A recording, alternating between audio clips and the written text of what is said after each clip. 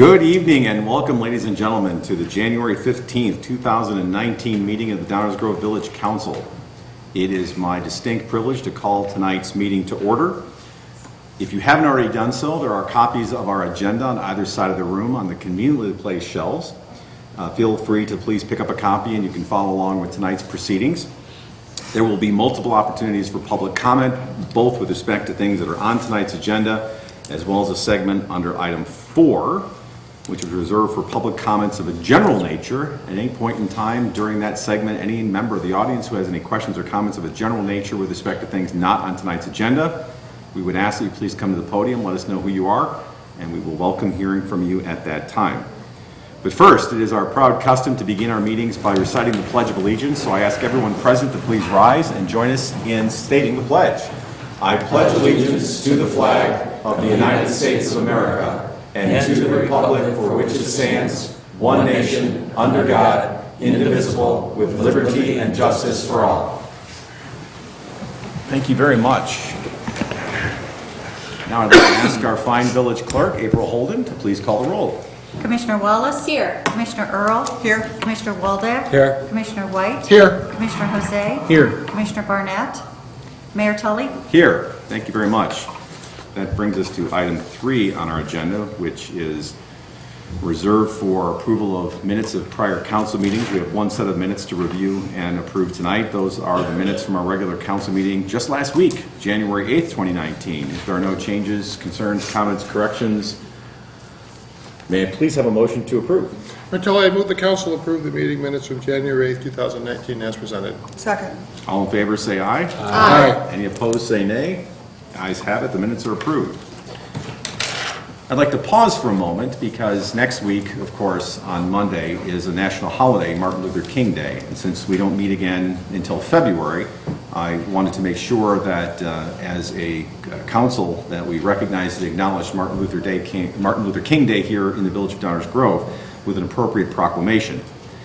Whereas Martin Luther King Jr. devoted his life to civil rights and public service, and whereas January 21st, 2019 marks the observance of the federal legal holiday established by Public Law 94-144 to honor the birthday of Dr. King. And whereas Dr. King recognized that everybody can be great because everybody can serve. And during his lifetime encouraged all Americans to serve their neighbors and their communities. And whereas this day is not only for remembrance and celebration, but for a day of service to strengthen communities and empower individuals by focusing on bringing people together and breaking down the barriers that have too often divided us as a nation. And whereas thousands of Illinois residents use Martin Luther King Day by performing community service that benefits communities and neighborhoods and provides a fitting memorial to the life of Dr. Martin Luther King. Now therefore, I, Martin T. Tully, Mayor of the Village of Downers Grove, do hereby proclaim January 21st, 2019 as Martin Luther King Day in the Village of Downers Grove, and recognize it as a day of service throughout Illinois and encourage all residents to observe Martin Luther King Day as they are able to through service to their community and beyond. And on that point, I want to remind folks that if you are looking for ways to serve in the spirit of Dr. King, Giving DuPage has a website, which coincidentally is givingdupage.org, in which there are numerous opportunities to volunteer throughout DuPage County as part of the Do Good DuPage program that has been going on for some time. So I would encourage everyone to do that, and if you're looking for a way to serve your community, please visit that page, and there are plenty of opportunities and ways to do so throughout DuPage County, including here in Downers Grove. With that, I will move to item 4, which, as earlier advertised, is reserved for public comments of a general nature. So if there are any members of the audience that have any comments or questions of a general nature with respect to things not on tonight's agenda, I invite you to the podium and please tell us who you are. We welcome hearing from you. Good evening, Commander. Happy New Year. Good evening. My name is Rick McLaren. I'm the commander of your American Legion post here in Downers Grove. Yes, you have an American Legion post right here in Downers Grove. That is a picture of it, and no, it is not the traffic court. We lease our main hall to the traffic court 5 days a week, and unfortunately, a great many people think that that's the traffic court, but it isn't. It's the American Legion. It's been there since the 1960s, and before that, in various spots around Downers Grove, going back all the way to 1919. See if this works. That's our address, north of the Jewel on Ogden, right up Saratoga. And you can see we have a telephone, and we have a website, and we have Gmail. Note the website, post80.org. We were the very first Post 80 in the United States to get that designation. There are, of course, a Post 80 in every state in the Union, and we got the first one. That's a map, and that's where we are. You can see the Jewel there and Ogden Avenue going across the yellow line, and we're up there north of the Jewel. I was asked earlier, where did the football field and the baseball field come from? The Legion produced both of those for the village. Just north of us is Legion Field, the baseball field. We leased that to the village or the Park District years ago, provided no building was built on it. And the football field we sold to the Park District many years ago, again, for recreational purposes. Both of them are beautiful. And you guys have to take care of them. We don't. We are 275 members, all war veteran volunteers. We are tax exempt under a special section of 501c that Mayor Tully has never heard of. It's 501c19, not 501c3. Specially enacted by Congress for the American Legion and the VFW. And stealing a phrase from the auditors, we are definitely a going concern. There is a rumor out there abroad that the American Legion is failing. Not our post. We have 275 paid-up members, and I expect we'll make 300 before the end of our fiscal year. So we're doing fine, and we've had 6 deaths, but we've replaced them with new members. So, one of the things that we do for your constituents is to help the veterans in the community. This is a quick picture of one of them getting off the van from the rest home in Wheaton. Once a month we take 10 of them to breakfast, just to give you an example of the kind of service we do here in the community. We take them to a restaurant, and we alternate them with one of our members so they have new people to talk to, and it's all expenses paid. We pay for everything. We donate wheelchairs, we donate walkers, we donate oxygen tanks. We have a basement full of wheelchairs and walkers, so if anybody knows of a veteran that needs a nice wheelchair or walker, we've got it. Happy to donate to them. We get them back when the veteran dies, so that's why we have so many. The oxygen tanks are portable. You can see the shoulder strap. The VA refuses to pay for those for our guys. They cost about $2,000. They're portable, so the guys can, they're mobile. They have a life, that they can live, unlike being strapped to a desk or a bed with a tank next to them. So we have 2 of those. One has been returned to us, and one is in active service right now. So if you need one, you know of anybody that needs one, let us know. We sponsor the Boy Scout troop locally. We have 27 Boy Scouts right now. That PAC has been going since, believe it or not, 1936. We also have PAC 80, the Cub Scouts. As you can see, we've got 39 scouts, Cub Scouts. That's because the other Cub Scout packs keep merging into ours, and we keep getting more and more Cub Scouts, which makes our Boy Scout troop then get bigger and bigger every year. And I'll show you why they want to be members of our Boy Scout troop in just a second. We formed it in '36, and so far we've made 125 Eagle Scouts. I don't know if any of you know what an Eagle Scout is, but just to give you some handle, there's a line on the application to get into West Point which asks whether you are an Eagle Scout. Significant achievement. So that's about half of the activities that we're taking our Boy Scout troops on this year. I cut out all the local stuff, most of it anyway, just to show you the campouts. The fun one that I like, down there in December 6th through 8th, USS Silverside, that's a submarine in Muskegon, Michigan, and the kids get to sleep on the submarine on Saturday night. Pretty cool outing for them. So we sponsor not just one baseball team. I get this question all the time, do we sponsor a baseball team? No, we don't. We sponsor 4 baseball teams. And just a footnote, nationally, the American Legion sponsors 3,000 scout groups and 4,000 American Legion baseball teams around the nation. The statistics on the national will be right at the end, but it's really kind of amazing. We have conducted, I was telling the mayor earlier tonight, we've conducted the Memorial Day service here in Downers Grove since 1920.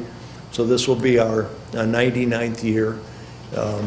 And it's a procession down Main Street, and we sign up for the parade permit, and we sign up for Fischel Park, and we indemnify the village for anything that's going to happen. And of course, we run a very serious kind of almost a religious service.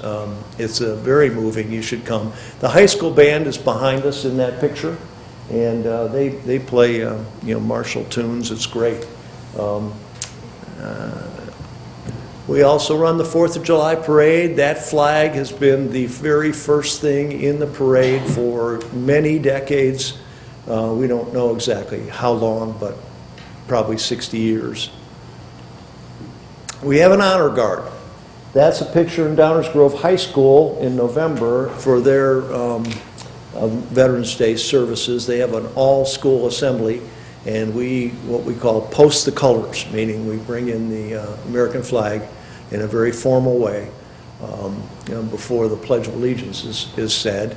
More importantly, we get requests probably once a month for our honor guard to serve at funerals of veterans. Any veterans, they don't have to be American Legion members, and so we get in our parade uniforms and go to the funeral home or the church, and we have a short service that we use for veterans who have passed away. And footnote, if you know any veterans, the key is to have their discharge paper with their will. File it with their will, because a funeral home is going to ask for that discharge paper because they get free flag and other stuff from the Veterans Administration if they've got the discharge paper.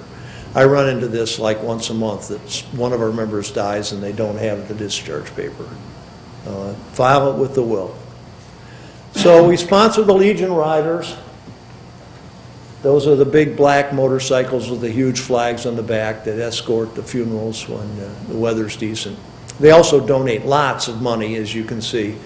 Just last year, they donated a couple thousand, more than a couple $1,000 to various causes. Midwest Homeless Shelter is the second item there. They make that money by driving these trips that they make and spaghetti dinner at our place in April. Watch the website. We sponsor wreaths across America. This is not really widely known among civilians, but the second Saturday, December 15th this year, the riders and the posts all across the country put wreaths on the graves of the departed. This year we did Abraham Lincoln Memorial Cemetery out in Elwood, Illinois, and outside of Joliet, and the volunteers placed 22,000 wreaths. The Ladies Auxiliary, we sponsor them too. They donate money also. The second bullet is kind of interesting. The GI Bill pays for tuition for our guys when they come back. So they're at College of DuPage and they sign up for a course and they can't afford the textbooks because the textbooks are so expensive. So the auxiliary donates $1,500 a year for that purpose, and we match it from the post. We give the money to their liaison, a retired sergeant from the Army, at College of DuPage, and he takes them down to the bookstore, buys them the book, gets it back at the end of the semester, gives it to another veteran, so the donation keeps circulating until the professor changes the book. So how do we make our money? One small way we make our money is by collecting honey from our bees on our 10 acres and bottling them in severely hygienic conditions in our kitchen under the supervision of a licensed pharmacist who is also a past commander, I might add. It would seem like it's trivial money until you find out that we sell them for $12, and we give away $1,200 in scholarships to high school students every year just with the bees. That's a rental picture. We rent the hall. It's a great deal. If you ever need a function that you need to have a wedding or anniversary party or whatever, that one was set up for a wedding. At the head of the table up there is where the judge sits when it's a traffic court. But it's not a traffic court. And then bingo. This is our main source of revenue. We do it every Tuesday night, including tonight. We need 12 volunteers to run it every single Tuesday night, 52 weeks a year, except we canceled Christmas and New Year's because it was Christmas Day, but whatever. So you can see the people enjoying bingo at our place, and that is by far our greatest source of revenue, to give away all the money we give away. And no, it is not the rent from the traffic court, where we just barely break even. So, summary for post-80, and then I'll give you 3 slides on the national level. We're Veterans Helping America. We donate over $25 grand a year to local charities here, including scholarships for the high school kids, etc. And we sponsor the groups I've talked to about tonight, the Boy Scouts, the Cub Scouts, the baseball, etc. So we're serving your constituents, and we're proud to do so, but we sure would like it if everybody would know we're here. The National, formed in 1919 by Congress. Membership in our organization is governed by Congress. We have no control over it. You have to be a war veteran during certain periods when there were wars going on. We've lobbied them for many years to just open it up from 1919 to the present if you served on active duty, and they just won't do it. And we are tax exempt, which is important in case you guys want to donate money. We have 13,000 posts nationwide. Unbelievable. Every small town in America has a American Legion post. Ours is the best, but they're all over, okay? We have 2 million members and 85,000 members here in Illinois. And this is my favorite slide. This is my favorite. I mean, this is a salary that's about as low as it goes. The national commander, 0. The state commander, division commander, 0. My salary as a post commander, 0. Volunteers, top to bottom. And the footnote there is about the Wounded Warriors Project, Inc., for which you see advertisements on every NFL game. They are the ripoff of all time. They pay their senior executive top 3 $1.5 million a year. Don't donate to them. That's my personal opinion. This is a list that I couldn't compress anymore. I'm sorry it's so detailed. What the American Legion does nationally, I guess the most important one is the top one. We donate time. We have training, very intensive training for our VA counselors, and we donate their time to counsel any veterans, members or not, on dealing with the Veterans Administration, and particularly with regard to benefits. The medical care is really excellent. It's the benefits that are really a problem. And the hours devoted are valued at $20 million a year. College scholarships, etc. You see, point number 4 is kind of timely right now. The military today is getting paid even though the government is shut down. But the Coast Guard is not regarded as part of the military and is not getting paid. So to the extent that the American Legion can afford it, we are awarding $1,500 per family gift to tide them over until the government starts up again. We've also arranged with the Navy Federal Credit Union to loan them their salaries until, interest-free until the government reopens. But that number 4, it really got hit in the last couple of days. Normally, it's just for, individual disasters and hurricanes and things like that. So, the takeaways. If you know a veteran or a veteran's family in need, contact us. We'd like to help. We will help if we can, and if we can't, we'll find somebody that can. And we're tax deductible, so donations are always welcome. Questions? Questions? You got to have questions. That was such a thorough and comprehensive presentation, Commander. I would be hard-pressed to have a question. Well, I would like the record to reflect that I did not come here to complain or to ask about anything, okay? Yeah. The record shall still reflect. Yes, thank you. And I'll look for your letter tomorrow. Yeah, right. Yeah, no, the day may come, but there's no reason to think that it's anytime soon. No, we're in great shape, and we're a going concern, and we're helping this community just like you guys are. So, thank you. Absolutely, and thank you for being here. It's always a pleasure to see you. And Sure. really do appreciate the informative, comprehensive description of all the terrific things that the American Legion does. Obviously, we are deeply grateful to the service of all your members to the country, but also the continued service that you dedicate to the community in numerous ways. In fact, you've listed them all. I couldn't possibly do it justice to say so again, but it's been my privilege to work with the Legion over the years as I've been mayor. The Memorial Day service is extremely well done and very moving, and I know it's always very well attended, and anyone who hasn't been to one of the Memorial Day services at Fishel Park, you really should. It is quite the experience, and remembrance experience at that.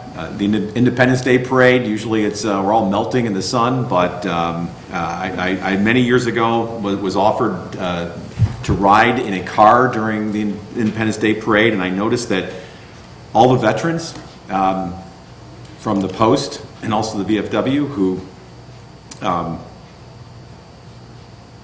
how should I say this, were more mature than I. We're all walking in the parade, and I haven't ridden a car since. I said, if our veterans can walk, then I'm going to walk too. Thank you. But we're very fortunate to have such a terrific institution in our community.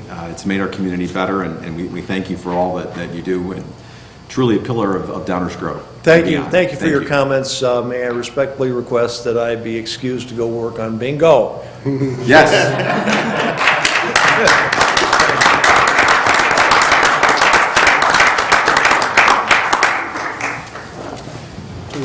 Thank you. B19. Okay, so any other questions or comments of a general nature from members of the public?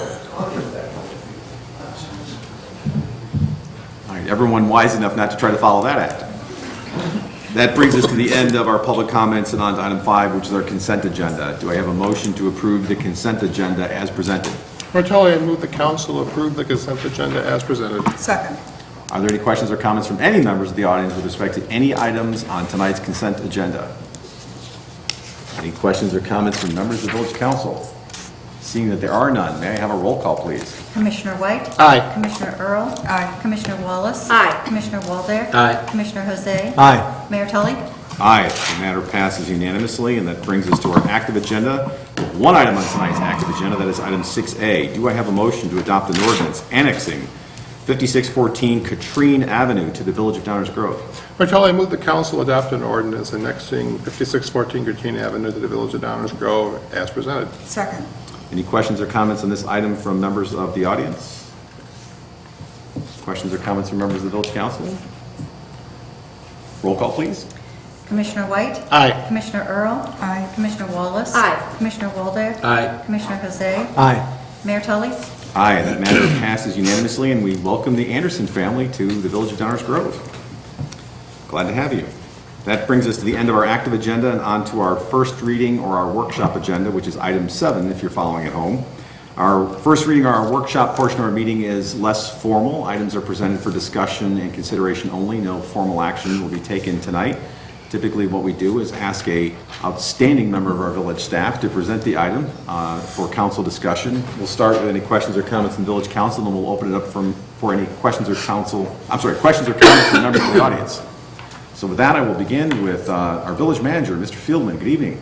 Good evening, Mayor Tully. Thank you so much. Just 2 items on tonight's first reading agenda. The first is consideration of a resolution granting historic landmark designation for 5 Jacqueline Drive, and here to present the background information on this petition is our Community Development Director, Stan Popovich.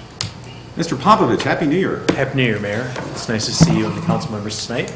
As Manager Fieldman noted, this is a historic landmark application for 5 Jacqueline Drive, which is just west of downtown near Gilbert Park. If we zoom into the property, you can see Jacqueline Drive coming south off of Gilbert Avenue, and the property here is outlined in blue. The property was constructed in 1927. It's an English cottage revival. Some of the features that you see on it are an asymmetrical design, a cat slide roof, which is just right over the front door, a reverse dormer, steep multi-gabled roofs, which we see here over some of the windows, and then the large gable in the front there. Multi-light casement windows, which we see are very evident throughout the whole house, and an oversized chimney with some decorative chimney pots, which you can see a little bit better in this picture on the left, taken when it was a little warmer outside. And then it's a little hard to see here in the shadow, but there is a reverse dormer on that side of the building as well. So you can see many of those features that I just noted with the English cottage revival that shows up in this house, which is a really good example. You can see some of the herringbone pattern on the brick on the gable end, which is a little hard to see in this picture, fortunately. And then you see some half timbering over the garage as well. So it's a really good example of this type of a cottage. It does meet the landmark criteria. It was built around 1927, and as it's a good example of an English cottage revival, and it is number 25. If there's any questions that I can answer for you tonight, Mayor, or for the council members, I'd be happy to. 25, we'll have to have a cake or something when this is voted on. Thank you, Mr. Popovich. Questions or comments from members of the council? My only comment is I just want to thank Ms. Erickson for putting the home up for landmark status. This is an example of not only a building that meets the maturity requirement, but also indication of a good example of an architectural style. So I'd like to see the diversity and the types of homes that are coming before us for landmarking purposes. Just couldn't be more thrilled that we're up to 25 already in just a few years. This is a very pleasing and desirable trend, and I hope it continues. Questions or comments from members of the audience?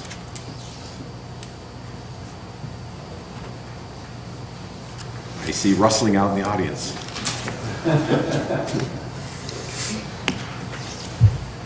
Good evening, welcome. Good evening. My name is Amy Gasson, and I live at 5320 Benton Avenue. I fully support designating 5 Jacqueline Drive a historic landmark.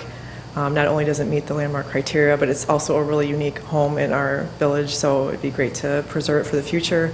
And most important, I want to thank the homeowner, Ms. Erickson, for bringing her application forward. Thanks. Thank you. Appreciate you sharing that. Evening, welcome. Hello, how are you? I'm Rich Calavani, 6825 Camden in Downers Grove. Also support this. I think it's a beautiful house. It'd be a fine example. So hopefully 100 years from now, people can say, wow, they had the foresight to landmark this beautiful property. So I encourage you to do so. Thank you. Thank you. Thank you for sharing that. Good evening, welcome. Thank you. I'm Christine Martin, 701 Maple Avenue, co-chair of Friends of the Edwards House. We're delighted to have another home coming forward, especially a Tudor like this. It's the first one. And we'd like to thank Mrs. Erickson for being proud of her home and sharing it with all of us, as well as we'd like to thank you for the support from Village Council and staff who work so nicely with us. So thank you. Thank you. Appreciate that. All right, it's 3-4 and none against. This is how it's going to go down. Any other questions or comments from members of the audience? There's not a lot of suspense.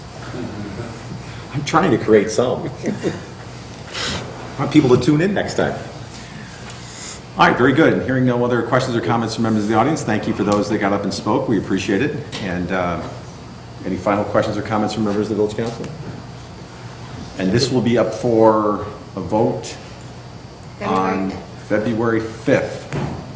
And I will say to our fine homeowner, my apologies, I will not be here on February 5th, but thank you and congratulations in advance. We look forward to you joining the community of historic preserved homes in our community. Thank you. Next item, please. The next item is consideration of an ordinance amending solicitation provisions. What is this item? Enza Petrarca, our village attorney, will explain it to us. Are these those things I see on doors all the time? Yes. No solicitation, you'll be shot? Yes.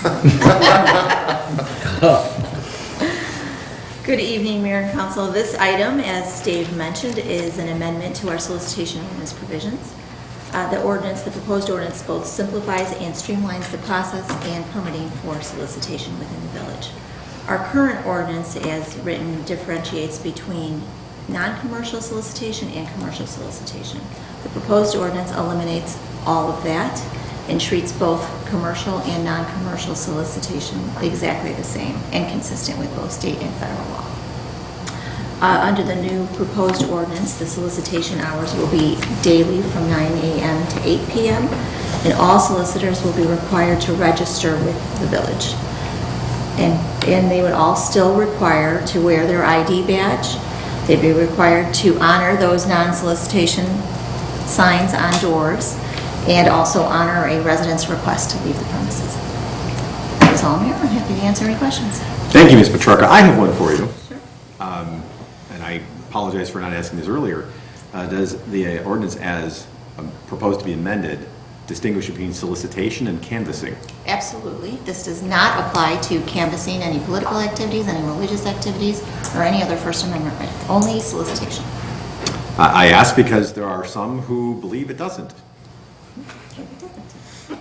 It's been pointed out to me on a number of occasions in the past, let's put it that way, that Yes. when I try to explain to someone that solicitation is not the same as canvassing, I don't get very far. Yes. Very specifically spelled out within the definition of solicitation in this proposed ordinance. Right, well, I would suggest that those who may be participating in canvassing in the near future familiarize themselves with the difference between solicitation and canvassing, because in some towns who are not as enlightened as Downers Grove, if you're knocking on the door for any purpose, they're going to call the police. No, just solicitation. All right, thank you for the clarification. Any other questions or comments? Commissioner Earl? Yes, there also is some special carve-outs for like scouts and for kids who are fundraising, et cetera. Yes. So 15 that's years something we should touch on too. So the kids can, up until age, 15, they're no longer, 15? they're not required. okay, up until 15, they can still go door to door and sell their gift Yeah, wrap Girl or Scouts, their Boy Scouts. cookies or, Cookies. okay, great, thank you. Thank you, Commissioner. Other questions or comments from members of the council? Questions or comments from members of the audience? Final questions from the village council? All right, very good, thank you. I'll wrap up our first reading, Mayor. Thank you. Terrific, very good. That brings us to item 8, the mayor's report. I do have a few things to report on under my report. The first is in my capacity as the secretary of DUCOM Public Safety Communications, which is the organization that handles emergency dispatching for numerous communities in DuPage County, including police and fire in Downers Grove. At this morning's meetings, there were 2 items that I just want to update the council on as well as the community. Number 1, the fiscal year 2020 budget for DUCOM was approved. It will reflect an average of about a 3% increase to each of the members. The board did opt to use about $600,000 in reserves, still maintaining the reserve policy, but using some of its reserves in order to minimize the amount of the increase. The increases are largely because of, as all organizations experience, various operating costs have gone up just due to their nature. Some decrease in revenue, and also the addition of 4 telecommunicators, call takers, which was designed to improve service, response time, and overall promote public safety. So the board almost unanimously viewed that to be a good use of funds. So I just want to let everyone know that I know what that translates into us here in Downers Grove. It's a 3% on average increase for all members of DUCOM. And we have both a a fire service and a police service that are part of DUCOM. The other issue that I just want to point out is that DUCOM has been around for a long time. Downers Grove has only been a relatively recent joiner of DUCOM. In fact, I think we are the most recent agency to join DUCOM. And one of the issues that apparently has been under debate since 2008, if not sooner, is what the funding mechanism is for the organization. And when it was first founded, it was based on equalized assessed valuation. There have been discussions over time as to whether that makes any sense. In this community, we may know something about things that are paid for using EAV as opposed to the actual cost or the cost of the service. There is a discussion that's going forward about whether to change the formula in a way that is a hybrid of EAV and also the number of service calls, and this would be on the fire side only. That will be taken up in earnest in April, and there currently is contemplated to be a final decision on that, vote by the entire DUCOM board membership in July. What that all means for Downers Grove is financially not much, because switching from EAV to calls for service or a hybrid of calls for service I don't believe means a whole lot of money in the grand scheme of things for us, but I just wanted to let everyone know about the issue, because some communities it means a lot more to. And in fact, there are communities on both sides of the spectrum, depending on who you are. There are some with very high EAVs, but low number of calls for service. And then there are those that have high calls for service and low EAV. I can tell you more about it if you'd like later, but I just wanted to let everyone know those are the two most significant issues that are going on at DUCOM that I want to report out in my capacity as a member of that board. So if you have any questions about it, I'd be happy to answer them either now or later, but just wanted to share that. Have I put everyone to sleep? Not yet? All right. I'll keep going. Well, if you're not asleep and you want to wake up, then you should consider going to the Chamber's 630 Great and Powerful Ball, which is our local Chamber of Commerce that serves the Downers Grove and Woodridge areas. They are having their Great and Powerful Ball, their annual gala, on February 2nd, 2019 at Boback Signature Events and Conference Center in Woodridge. That is a Saturday from 6 p.m. until 11 o'clock p.m. If you're interested in attending that chamber function, which is always a good time, you can RSVP by January 19th, either at chamber630.com or by calling 630-968-4050. That phone number again, 630-968-4050. Operators are standing by. And last but not least, I want to remind everyone that Coffee with the Council will be taking place this Saturday, January 19th, from 9 a.m. till 10 a.m. at the Downers Grove Public Library. Oh, gee, I got it right. This is an opportunity that we have once a month for members of the community to meet informally with members of the Village Council, and I mean informally. Anyone has questions or comments or just wants to discuss something related to the village, members of the Village Council will be there from 9 to 10 a.m. at the Downers Grove Public Library on January 19th. Boy, it's going to be an action-packed day. We can start with Coffee with the Council and end with the Great and Powerful Ball. And that's all I have for my report. That brings us to item 9. I was just giving Manager Fieldman enough time to prepare for his detailed and thorough report. Mr. Fieldman. My notes indicate there is no report. All right. Well prepared. Back to our village attorney, Ms. Petrarca, your report, item 10.